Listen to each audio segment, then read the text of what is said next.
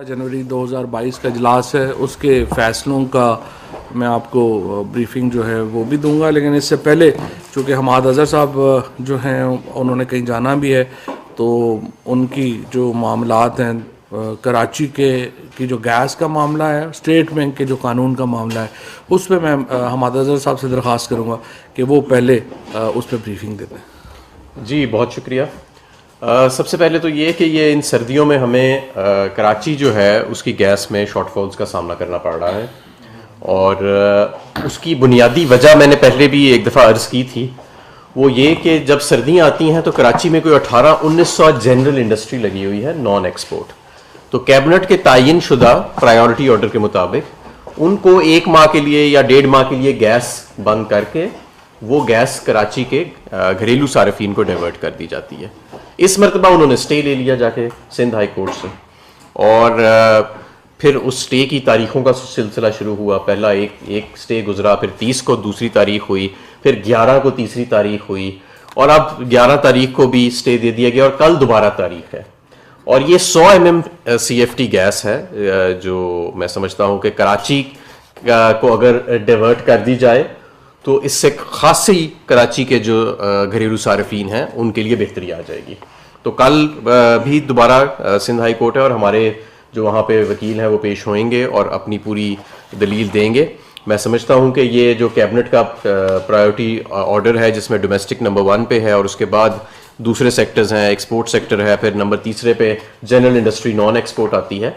तो ये हर साल इस प्रायोरिटी ऑर्डर को फॉलो किया जाता है, लेकिन इस साल क्योंकि प्रायोरिटी ऑर्डर को फॉलो नहीं किया जा रहा, इसलिए हमें कराची में इस शॉर्टफॉल का इशू आया है। और मुझे इंशाल्लाह ताला उम्मीद है कि कल सुई सदर्न गैस पाइपलाइन जो है वो सिंध हाई कोर्ट में जो अपना जब केस रखेगी, सामने प्ली रखेगी, तो उनकी प्ली को तस्लीम किया जाएगा और इंशाल्लाह ताला ये स्टे वेकेट किया जाएगा, जिसके बाद जब हम ये गैस रीडाइवर्ट करने के प्रोसेस शुरू करेंगे तो कराची में बेहतरी आ जाएगी। दूसरा जो मामला है वो मैं आना चाहता हूँ स्टेट बैंक के ऊपर, क्योंकि काफ़ी ज़्यादा इस पे ऑपोजिशन ने भी बहस की और इसको मुतनाज़ बनाने की काफ़ी कोशिश की गई। लेकिन अगर आप हकाइक को सामने रखें तो हकाइक मुख्तलिफ हैं। सारी दुनिया के अंदर, यूरोप के अंदर, अमेरिका के अंदर इस कानून पास करने के बाद भी जितना हमने पाकिस्तान में कानून पास किया, जितना वहां पे स्टेट बैंक आज़ाद है उतना पाकिस्तान में भी नहीं होएगा। और क्या वजह है कि ये तरक्की याफ्ता ममालिक जो हमसे कई गुना ज़्यादा अमीर हैं, जहां शायद हमसे कई गुना ज़्यादा कानून की बालादस्ती भी है और सारा कुछ है, उन्होंने स्टेट बैंक को आज़ाद रखा हुआ है। क्योंकि डेटा ये शो करता है कि जिन ममालिक में स्टेट बैंक की आज़ादी को यकीनी बनाया जाता है वहां अफरात ज़र में भी कमी आती है और वहां मुस्तकिल सतह के ऊपर माशी ग्रोथ, इकोनॉमिक ग्रोथ का सिलसिला जो है वो जारी रहता है। यहां आपने देखा माजी में कोई फोन उठाता था, गवर्नर को कहता था जी ये एक्सचेंज रेट कर दो, वो एक्सचेंज रेट कर देता था।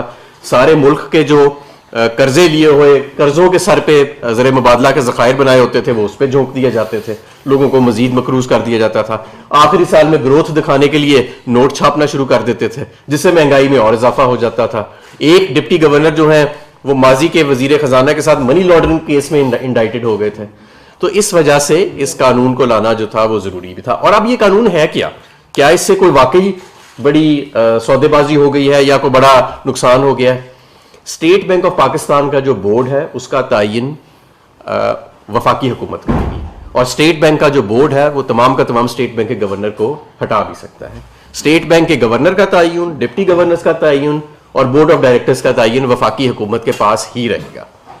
3 साल की जो या 5 साल की जो टेन्योर की वैलिडिटी है वो पहले भी कानून में मौजूद थी, सिक्योरिटी ऑफ टेन्योर, वो आज भी मौजूद है, वो पिछले 50 साल से मौजूद है। और ये मैं समझता हूं कि पाकिस्तान तहरीक इंसाफ ने ये जो बोर्ड वफाकी हुकूमत के खुद अपॉइंट करने की का इख्तियार है, ये एक ऐसा कंसेशन है जो मैं समझता हूं कि हार्ड नेगोशिएशन के बाद हमने हासिल किया IMF से, और इससे मैं समझता हूं इसके बाद तो किसी को अब कोई इसके अंदर वो नहीं रह जाना चाहिए। जैसे आप कई रेगुलेटरी अथॉरिटीज हैं जिनको सिक्योरिटी ऑफ टेन्योर है, ओगरा का चीफ आप अपॉइंट करते हैं, नगर नेपरा का चीफ अपॉइंट करते हैं, आप फिर बाद में नहीं उसे हटा सकते। लेकिन यही फॉर्मूला हमने स्टेट बैंक पे भी अप्लाई किया। अब ये कोई दूसरे किसी उससे और इसी के ऊपर मैं यहां पे एक और बात करना चाहूंगा कि ये लोग खासतौर पे नून लीग वाले जो बड़ा आजकल जिन्होंने वावेला मचाया और सियासत अपनी बंद सियासी दुकान को दोबारा चमकाने की कोशिश की। उन्होंने भी 2015 में एक बिल पास किया था स्टेट बैंक की आज़ादी के लिए, और मैं जरा आपको पढ़ के सुनाना चाहता हूं कि उस बिल में क्या लिखा था। उस बिल में लिखा था कि the role of state bank of Pakistan has been strengthened, ये उसके ऑब्जेक्टिव्स के अंदर जो उसका पहला शीट होती है, the role of state bank of Pakistan has been strengthened further by substituting the federal government's approval wherever required with the board's approval. यानी कि जहां जहां माजी में वफाकी हुकूमत हदायत देती थी स्टेट बैंक को, उस क्लॉज को मुस्लिम लीग नून ने चेंज कर दिया और कहा कि अब वफाकी हुकूमत नहीं, अब आपका बोर्ड वो हदायत आपको देगा, हम वो ताकत जो है वो सरेंडर कर रहे हैं। ये कानून का इन्होंने हिस्सा 2015 में नून लीग ने बनाया। और हमने क्या कहा? हमने कहा कि तमाम बोर्ड जो है वो वफाकी हुकूमत अपॉइंट करेगी। तो अब आप खुद फैसला कर लें कि किसने आजादी पे जरब लगाने की कोशिश की, कौन सी जमात ने, और कौन सी जमात थी जिसने इसका तहफ़्फ़ुज़ किया और एक वाकई जामिया पॉलिसी बनाई, एक ऐसा रिफॉर्म बनाया जो बड़े संजीदा इकोनॉमिस्ट पाकिस्तान में बड़ी देर से मांग रहे थे कि भाई स्टेट बैंक ऑफ पाकिस्तान जो है उसकी ऑटोनॉमी को आप यकीनी बनाएं, subject to obviously checks and balances, जो मैंने आपको बताया कि बोर्ड खुद तायन करके हमने इंश्योर किए। और मैं ये भी वाज़ा करता चलूं कि स्टेट बैंक ऑफ पाकिस्तान और उसके तमाम असासाजात वफाकी हुकूमत की मलकियत ही रहेंगे। तो ये इसके ऊपर एक बड़ी अनफॉर्चुनेट सी सियासत की गई, जिसको मैं समझता हूं कि वजाहत की जरूरत थी। तमाम मुल्कों का अगर आप इंटरनेशनल एक्सपीरियंस देख लें, जो क्लॉजेज हमने डलवाई वो उनका जायजा ले लें जो मैंने अभी आपको बताया, और जो नून लीग ने क्लॉज डलवाई कि जहां जहां वफाकी हुकूमत का अप्रूवल चाहिए था अब उसकी जरूरत नहीं, अब बोर्ड का अप्रूवल वहां पे काफी होएगा, ये 2015 में किया। और आज इन लोगों की आप बातें सुने। इसी तरह ये हर जगह पे गुमराह करते हैं अवाम को, कभी किसी इशू पे घुमाने की कोशिश करते हैं, कभी किसी इशू पे घुमाने की कोशिश करते हैं। आलमी मंडियों में महंगाई आई है, उस पर भी इन्होंने अपनी सियासी दुकान यहां खोलने की कोशिश की, लोगों को यह तासुर देने की कोशिश की कि शायद ये हुकूमत के किसी अमल की वजह से आ रही है। हालांकि आप देखें, हम एक दुनिया का हिस्सा है, हमारी 25% जो है जीडीपी वो तो तिजारत की बुनियाद पे है, और उसके अंदर रहते हुए अगर सारी दुनिया में तेल की कीमतें, इंपोर्टेड ईंधन की कीमतें ऊपर चली जाती हैं तो जाहिर है कि उसका पाकिस्तान में भी असर होता है। लेकिन ये आपको कोई ऑपोजिशन वाला नहीं बताएगा, ये आपको कोई ऑपोजिशन वाला नहीं बताएगा कि जो इन्होंने बिजली घर लगाए उसकी बुनियाद पे आज 60% पाकिस्तान की बिजली इंपोर्टेड ईंधन पे बन रही है, और इन्हीं के लगाए गए बिजली घरों के ऊपर फ्यूल कॉस्ट एडजस्टमेंट लग के आ रही है। ये आपको कोई ऑपोजिशन वाला नहीं बताएगा। ये आपको कोई ऑपोजिशन वाला नहीं बताएगा कि खुद स्टेट बैंक ऑफ पाकिस्तान के कानून ने क्या तरमीम की और पाकिस्तान तहरीक इंसाफ ने जो तरमीम की हमने उसका कैसे तहफ़्फ़ुज़ किया। तो ये चंद गुजारिशात थी जो नहीं अभी ठहर सॉरी आपने मैं वेट कर लेता हूँ। अगर आप अच्छा एक मिनट ठहर, मैं वेट कर लेता हूँ, आप वो मुकम्मल कर लें। मुकम्मल कर देते हैं। पहली बात तो ये थी कि जो आज सबसे पहले जो ओमिक्रॉन से सूरत हाल पैदा हुई है उसके ऊपर ब्रीफिंग दी गई। मौजूदा केसेस जो हैं वो 5000 योमिया पर पहुंच गए हैं, 2.5 गुना यानी इजाफा हुआ है। आईसीयू में जो दाखिला है उसकी तादाद में भी इजाफा हुआ है, 30% जो है वो इजाफा हुआ है।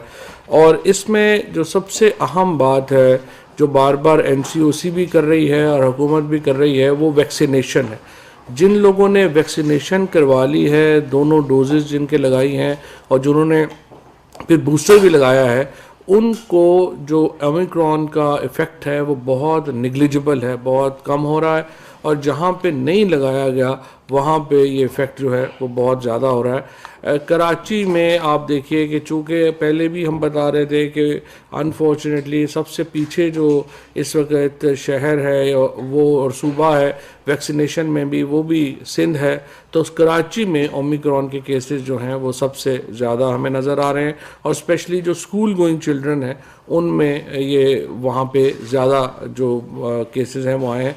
मैं यहाँ ये बात भी आपको रिमाइंड करा दूँ कि $2 बिलियन से ज़्यादा की वैक्सीन पाकिस्तान ने इंपोर्ट करके अपने शहरियों को लगाई है, और ये जो हमारा करंट अकाउंट डेफिसिट में एक बहुत बड़ा हिस्सा है वो ये मेडिसिन की जो दरामद है उसकी वजह से हुआ, जिसमें वैक्सीन ही खाली तकरीबन $2 बिलियन की है।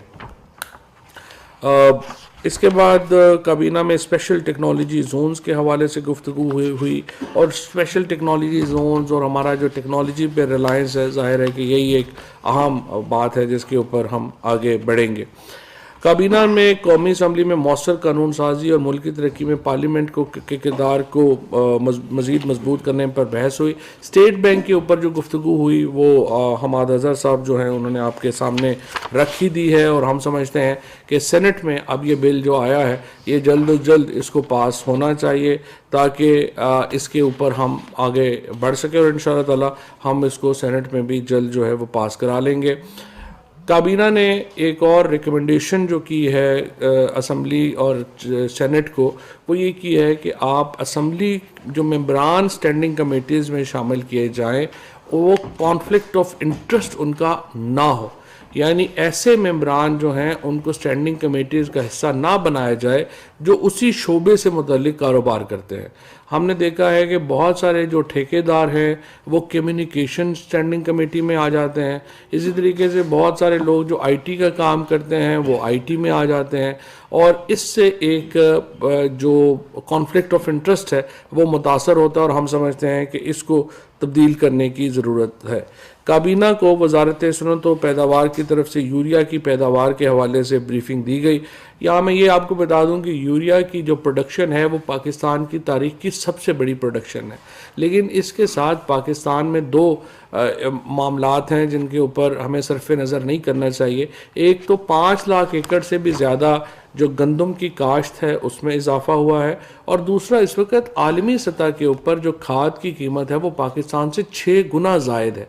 तो जब इतनी ज़्यादा एक इंटरनेशनल मार्केट की फ्लक्चुएशन हो तो फ़र्क हो तो फिर आपको उसमें हमेशा एक एलिमेंट होता है कि वो किस तरह से मिसयूज़ होगा और वो हमने यहाँ पे भी देखा है जिसकी वजह से एक दबाव खाद के मार्केट के ऊपर है। लेकिन अल्हम्दुलिल्लाह अब भी पाकिस्तान में ज़्यादातर इलाकों में खाद मुयस्सर भी है और वो किसान को मिल भी रही है और इसकी वजह से हमारी जो प्रोडक्शन है, जो हमारा इस दफ़ा वीट की क्रॉप है वो भी इंशाल्लाह जो है वो बम्पर क्रॉप होगी।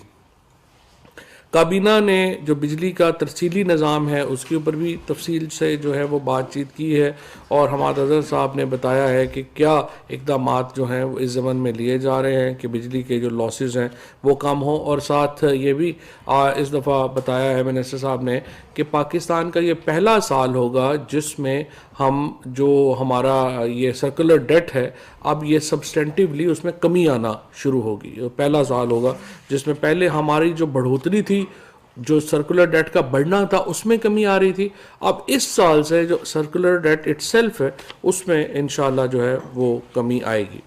काबीना में पाकिस्तान के बड़े शहरों में ग्रीन एरियाज़ के तहफ़्फ़ुज़, कब्ज़ा माफियों से ज़मीन को वागुजार कराने और दरख्तों की तादाद बढ़ाने के लिए हुकूमत के इक़दामात पर गौर हुआ। काबीना को बताया गया कि इस्लामाबाद में 2018 तक ग्रीन एरियाज़ और दरख्तों की तादाद में वाज़े कमी हो रही थी, लेकिन अब अल्हम्दुलिल्लाह इस्लामाबाद में ये ट्रेंड रिवर्स हो गया है और यहाँ पे जो ग्रीन कवर है उसमें इजाफा जो है वो हो रहा है। प्राइम मिनिस्टर साहब ने ये हिदायत की है कि जो तमाम बड़े शहर हैं उनका जो मास्टर प्लान है वो मुकम्मल किया जाए और जो प्रोटेक्टेड एरियाज़ हैं, जंगल स्पेशली, उनको बचाने के खसूसी इक़दामात जो हैं वो किए जाएँ। 5 गाड़ियाँ जो हैं वो कराची एयरपोर्ट के ऊपर खड़ी थी। ये कोविड की वजह से इनकी जो क्लियरेंस है उसमें 10 दिन की ताख़ीर हो गई और एज लिमिट होती है इसमें 70 साल से कम ज़्यादा के लोग जो हैं वो मंगवा नहीं सकते 5 गाड़ियाँ, ये जो गिफ्ट स्कीम में आती हैं। ये कोविड की वजह से चूँकि 5 गाड़ियों में जो है वो था कि वो नहीं मंगवा सकेंगे, उनको मंगवाने की इजाज़त दी गई है। काबीना ने रूल्स ऑफ बिजनेस 1973 में तरमीम की इजाज़त दी है। इसके बाद वफाकी वजारतों में सेक्रेटरी के अलावा दूसरे अहदेदारों को भी प्रिंसिपल अकाउंटिंग ऑफिसर मुकर्रर किया जा सकेगा। फर्स्ट वुमेन बैंक लिमिटेड को 6 माह के ऑडिट से इस्तिस्ना दिया गया है, उनका बोर्ड नहीं है तो इसलिए उनको 6 महीने के लिए इस्तिस्ना दिया गया है। किसान स्पोर्ट्स सर्विसेज लिमिटेड में MD के सामी को दोबारा मुश्तहर करने का कहा गया है। वीज़े की वजारत दाखिला ने वीज़े की मुद्दत से ज़्यादा पाकिस्तान में मौजूद गैर मुल्की बाशिंदों को एक एक्सटेंशन देने का तजवीज़ थी, उसको फ़िलहाल वापस लिया है, वो दोबारा जो है वो वापस आएगी। असेंशियल सर्विसेज एक्ट 1952 के तहत ऑथोराइज ऑफिसर्स मजाज अफसरान के नोटिफिकेशन की मंजूरी दी गई है और वजारत दाखिला की सिफारिश पर United Nation Convention Against Transactional Organize Crime protocol UNTOC के protocol to prevent suppress and punish trafficking in person specially women and children इसकी तौसीक की गई है। इस मंजूरी से गैर कानूनी ह्यूमन ट्रैफिकिंग की रोकथाम में मदद मिलेगी। इसके साथ साथ protocol against the smuggling of migrants by land, sea and air के तौसीक पर फैसले के लिए कमेटी कायम की गई है। कोरंगी फिशरीज अथॉरिटी कराची के मैनेजिंग डायरेक्टर का इजाफी चार्ज 3 माह के लिए जनाब सैयद सैदैन जैदी को सौंपा गया है। काबीना ने सकाफती इजहार के तनव्वो की हिफाजत यानी कल्चरल डाइवर्सिटी जो है उसके मतलब यूनेस्को के 2005 के कन्वेंशन की तौसीक की है। इसी तरह से Pakistan railways freight transportation company के बोर्ड ऑफ डायरेक्टर्स की मंजूरी दी गई है। उनमें अब्दार खान, नवीद अरशद, तैयबा रशीद, फ़रुख शौकत अंसारी और प्रोफेसर डॉक्टर फ़ाखरा रिजवान जो हैं वो नए उनके डायरेक्टर्स होंगे। इसी तरह से रेलवे कंस्ट्रक्शन पाकिस्तान लिमिटेड के बोर्ड ऑफ डायरेक्टर्स की तश्कील नौ की गई है। उनमें आज़म आदिल शेख और शाहिद अजीज़, फरीदुद्दीन अहमद और साहिबजादा मंसूर अली और अरशद फारूक साहब जो हैं उनको शामिल किया गया है। ऑडिटर जनरल ऑफ पाकिस्तान की जानब से रेगुलेटरी अथॉरिटीज़ के कायम करदा फैसला साज कमेटी के हतमी फैसले तक ऑडिट की इजाज़त को मौखर किया गया है। और इसके बाद national electric power regulatory authority की सालाना रिपोर्ट जो है वो पेश की गई है। उसके जो थोड़े बहुत कुछ हाइलाइट्स जो हैं वो मैं आपको बता देता हूँ। इसमें जो है वो बताया गया है नेपरा की जो रिपोर्ट है। पहली बात तो यह है कि 24 साल में पहली रिपोर्ट है नेपरा की जो ऑन टाइम है और पहली बार नेपरा ने जो है वो किया है। इस वक्त जो हमारी इंस्टॉल्ड कैपेसिटी है वो 39,772 मेगावाट की है और इसका जो हमारा सर्कुलर डेट है वो 2,280 के ऊपर जो है वो खड़ा है। और जिस तरह मैंने आपको बताया कि मिनिस्टर साहब ने बताया है कि इस साल इंशाल्लाह पहली बार ये जो मामला है उसमें कमी आना शुरू हो जाएगी। इसके साथ जो एक इस्लामाबाद हाई कोर्ट का फैसला था नेवल के जो गोल्फ कोर्स है और उसके ऊपर जब तक अदालत जो है वो अगर अपना फ़ैसला सस्पेंड नहीं करती तो उस वक्त तक जो हुकूमत है वो अदालती अहकामात के ऊपर अमल दरामद करने की पाबंद है। ये थी आज की बात। जी उमर सर, आपसे एक तो सर आपने जो वो 100 mm CFD का बोला सर, उससे जितनी जो लोड शेडिंग करी जा रही है कि कराची में लोड शेडिंग हो रही है और सिंध में खातिर खा उसमें कमी आ रही है सर, उसमें जो स्टेट बैंक का आपने बताया बोर्ड ऑफ गवर्नर सर, ये मुझे जहाँ तक तकरीबन 8 मेंबर्स इसके डायरेक्टर्स होंगे वो अपॉइंट फेडरल गवर्नमेंट करेगी जी सर। इसके अलावा भी उस बोर्ड में कोई लोग शामिल होंगे या 8 लोगों पर मुश्तमिल बोर्ड ही होगा? और क्या ये पुरानी जो इसमें स्ट्रक्चर था उसमें भी 8 ही थे या आपने इजाफा किया? अच्छा, इसी के साथ ऐड कर ले, ये खासतौर बताया जा रहा है कि IMF कंट्रोल करेगी या रेगुलेट करेगी, वो सादा जुबान में लोगों को बता दें कि IMF का कोई कंट्रोल इस पे बिल्कुल भी नहीं होगा तो कैसा होगा? कतन नहीं होएगा। मैंने आपको बताया कि स्टेट बैंक ऑफ पाकिस्तान के जो गवर्नर हैं उनका तायन, डिप्टी गवर्नर्स का और तमाम बोर्ड डायरेक्टर्स का जो तायन है वो वफाकी हुकूमत ही करेगी और जो स्टैट्यूटरी उसके अंदर दिया गई है तादाद उससे उतना ही होएगा, उससे ज्यादा नहीं होएगा। और ये जो बोर्ड है बाय द वे, ये बोर्ड गवर्नर को रिमूव करने का इख्तियार भी रखता है। जितने भी लोग हैं बोर्ड के अंदर वो इख्तियार वहां अपनी जगह मौजूद रहेगा। इससे पहले जो नून लीग ने अमेंडमेंट की थी उसमें जितनी अप्रूवल्स वफाकी हुकूमत करती थी स्टेट बैंक के मामलात से रिलेटेड, उन्होंने कहा था कि वफाकी हुकूमत नहीं करेगी, अब वो बोर्ड खुद करेगा। तो ये बोर्ड जो है ये हुकूमत ही अपॉइंट करेगी और ये स्टेट बैंक ऑफ पाकिस्तान और उसके तमाम असासाजात वफाकी हुकूमत की मलकियत ही रहेंगे। किसी किस्म की इसके अंदर ये जो बातें की जा रही थी कि IMF कंट्रोल कर लेगा या वो करेगा, बिल्कुल गलत बातें हैं। सर ये फरमाइएगा कि अपोजिशन की जानिब से चेयरमैन नैब के हवाले से कोई नाम तजवीज़ किए गए हैं और हुकूमत उसके ऊपर क्या इक़दाम करने जा रही है? अभी तक तो जो नैब का कानून है वो असम्बली में पेश किया गया है। असम्बली में इसके ऊपर जितनी देर में एक नुक्ता नज़र आता है, हम तो अपोजिशन के साथ चाहते हैं कि हमें अपोजिशन के साथ 2-3 अमूर के ऊपर बैठना चाहिए। हम इसके ऊपर बारहा मैं आपके सामने भी बात कर चुका हूँ, स्पीकर कौमी असम्बली बुला चुके हैं, वज़ीर आज़म जो है वो ये बात कर चुके हैं। हम इलेक्टोरल रिफॉर्म्स के ऊपर अपोजिशन के साथ इंगेज होना चाहते हैं, हम चेयरमैन नैब की अपॉइंटमेंट के जो प्रोसेस है उसके ऊपर अपोजिशन के साथ इंगेज होना चाहते हैं, और हम जो इस तरह के जो हमारी जुडिशरी की जो तरमीम है या जो उसमें इस्लाहात हैं उस पर हम चाहते हैं कि हम इकट्ठे बढ़े। लेकिन मसला यही आ रहा है कि अपोजिशन की लीडरशिप जो है वो इसके ऊपर फोकस नहीं है, वो इस्लाहात से ज़्यादा उनको लगता है, मतलब उनको पहले साल से इसी ख्वाहिश में है कि शायद हम 6 महीने बाद हुकूमत गिरा लें, शायद हम 6 महीने बाद हुकूमत गिरा लें। तो इसी चक्कर में उन्होंने 4 साल गुजार लिए हैं, मेरा ख्याल अगले 5-6 साल भी वो ऐसे ही गुजारना चाहते हैं। शाकिर अब्बासी, न्यूज़ से। सर जी, एक इंडिपेंडेंट अदारे की जो रिपोर्ट है और आपने ट्वीट भी किया है कि मीडिया मालकान के जो इजाफे हैं वो 600 गुना से बढ़ गए हैं। हाँ, तो मेरा सर ये सवाल आपसे यह है कि आप उनसे रिक्वेस्ट कर रहे हैं कि वो अपने ओपन करें अकाउंट्स, क्या रिक्वेस्ट ही करते रहेंगे? मजलूम मीडिया वर्कर्स की आवाज़ या उनको हकूक दिलाना आपका काम नहीं है? जो मीडिया वर्कर ग्रॉसरी और बिजली का बिल उसकी तनख्वाह से ज़्यादा है तो बदवाएं आपकी गवर्नमेंट को देता है। सही बात। तो उनके अकाउंट भरे जा रहे हैं, हम मीडिया वर्कर अब्बासी साहब, बात करें सर। मैं अब्बासी साहब आपकी बात से एग्री करता हूँ। असल में बदुआओं का थोड़ा सारा रुख जो है उन तंजीमों की तरफ भी कर लें जिनको आपने इलेक्ट किया हुआ है। मैं ही बातें करता जा रहा हूँ, वो तो कभी बात ही नहीं करते।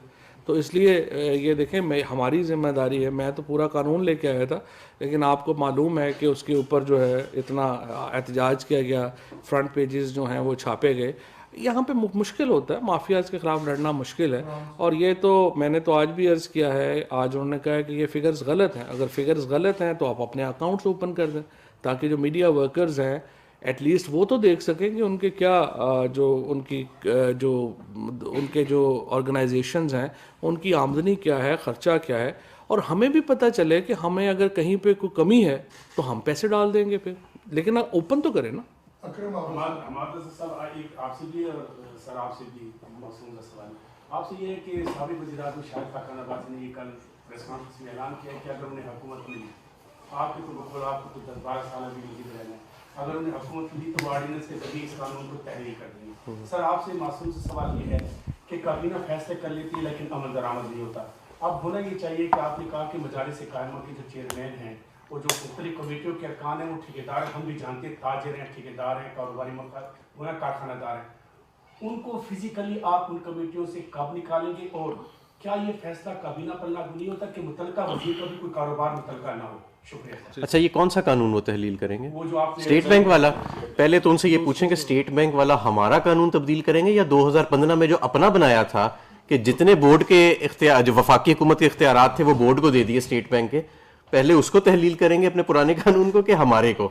देखें, हमारे मुल्क में मईशत में जो अप्स एंड डाउन्स आए हैं ना, इसे बूम एंड बस्ट साइकिल कहते हैं कि कभी आप 5-6% ग्रोथ पे चले जाते हैं, फिर एकदम ब्रेक लगानी पड़ती है और आप फिर नीचे आ जाते हैं। उसकी एक बुनियादी वजह अगर आप किसी मईशत के संजीदा दिमाग आदमी से पूछें तो वो ये है कि स्टेट बैंक ऑफ पाकिस्तान की ऑटोनॉमी नहीं रही, उसको अपनी मर्जी और मंशा के मुताबिक एक्सचेंज रेट पॉलिसी और मॉनेटरी पॉलिसी चलाने नहीं दी गई, और शॉर्ट टर्म सियासी प्रेशर्स की बुनियाद के ऊपर आपकी मईशत जो है वो उसको बार बार दिवालिया किया गया। अब देखें ना, आखिरी साल था मुस्लिम लीग नून का, 5% ग्रोथ दिखाने के लिए highest ever current account deficit ले गए, हाईएस्ट एवर सर्कुलर डेट की बढ़ने की शरह ले गए, तमाम जो मॉनेटरी एक्सपेंशन थी उसके रिकॉर्ड तोड़ दिए, अरबों डॉलर झोंक दिए एक आर्टिफिशियल एक्सचेंज रेट को सपोर्ट करने के लिए। अगर यहाँ पे आज़ाद होता तो आप यकीन माने 2018 का इकोनॉमिक क्राइसिस ना आता अगर आज़ाद स्टेट बैंक होता। दूसरे सवाल का जवाब भी देता, दूसरे सवाल क्या? वो जो स्टैंडिंग वो भी आप ही देते। हाँ,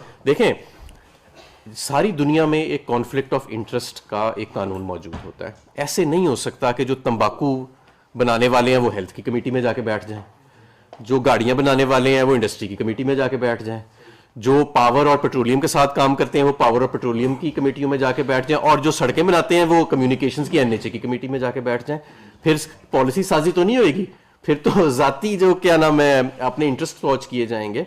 और तो हम समझते हैं कि पाकिस्तान तहरीक इंसाफ एक ट्रांसपेरेंसी की जमात है, और वज़ीर आज़म साहब ने आज बड़ा कैटेगोरिकल इस पे फैसला दिया है कि फ़रोग नसीम साहब जो हमारे लॉ मिनिस्टर हैं उन्हें कहा है कि कानून साजी तैयार करें और रूल्स ऑफ बिजनेस को भी चेंज करें कि कॉन्फ्लिक्टेड जो लोग हैं वो कमेटियों में नहीं बैठ सकेंगे, और उनको अपना पहले इंटरेस्ट डिक्लेयर भी करना पड़ेगा, लेकिन वो उनको बैठने उनको ममानियत के लिए किया जाएगा। वजीरों पे भी यही अप्लाई होता देखिए हमारे जो वजीर हैं और हर लोग हैं वो पहले भी अपने तमाम इंटरेस्ट जो है वो डिक्लेयर करते हैं, और आपने देखा हमने इसकी हमने एक बनाई भी, इसकी हमने प्रेसिडेंस भी बनाई कि जैसे खुसरो बख्तियार साहब का शुगर इंडस्ट्री से ताल्लुक है, तो वो इंडस्ट्रीज के मिनिस्टर हैं, लेकिन वो शुगर पॉलिसी, शुगर इंडस्ट्री की कोई मीटिंग ना चेयर करते हैं ना उस पर बात करते हैं। तो ये तो हम पहले ही इसके, और अगर इसकी कानून साजी भी कर दी जाए तो और भी बेहतर होएगा। आखिरी सवाल फहीम साहब, मरियम नवाज की तरफ से एक बयान सामने आया है कि हुकूमत महीनों की नहीं बल्कि दिनों की मार है, खत्म होने वाली। तो उसके साथ मरियम के वो भी लगा दिया करें ना, 31 दिसंबर को हम जनवरी में चले जाएंगे, 12 अक्टूबर को हम फलाने दिन चला जाएंगे, वो फलाने दिन चले जाएंगे। मरियम नवाज साहब की बातों के ऊपर तो अब उनके बच्चे भी हंसते हैं। विफाकी वज़रा चौधरी फवाद हुसैन और हम्माद अजहर इस्लामाबाद में न्यूज़ कॉन्फ्रेंस कर रहे थे। उन्होंने कहा कि काबीना के फैसले के मुताबिक घरेलू सारिफीन को गैस की फराहमी तरजीहात में शामिल है। सर्दियों में 1 माह के लिए कराची में सनती गैस घरेलू सारिफीन को मुहैया की जाती है और सारिफीन की तमाम तर सहूलियात का ख्याल रखा जाता है। साथ ही स्टेट बैंक के हवाले से भी उन्होंने बात की। उन्होंने कहा कि स्टेट बैंक दुनिया के दीगर मरकजी बैंकों के मुकाबले में ज़्यादा खुद मुख्तार है और पाकिस्तान तहरीक इंसाफ की हुकूमत ने स्टेट बैंक की खुद मुख्तारी को तहफ़्फ़ुज़ फराहम किया है। कोरोना सूरत हाल के हवाले से भी काबीना को ब्रीफिंग दी गई और कोरोना के बढ़ते केसेस और मौजूदा सूरत हाल इस वक्त तशवीशनाक है। स्कूल जाने वाले बच्चे ओमिक्रॉन वेरिएंट से ज़्यादा मुतासर हो रहे हैं और हस्पतालों में मरीजों की तादाद का बढ़ना एक तशवीशनाक सूरत हाल है। इसके साथ साथ उनका ये भी कहना था कि स्टेट बैंक के गवर्नर, डिप्टी गवर्नर और बोर्ड्स की तैनाती का इख्तियार हुकूमत के पास है। न्यूज़ स्टूडियो से फिल वक्त इतना ही। मजीद बाखबर रहने के लिए हमारे साथ रहिए।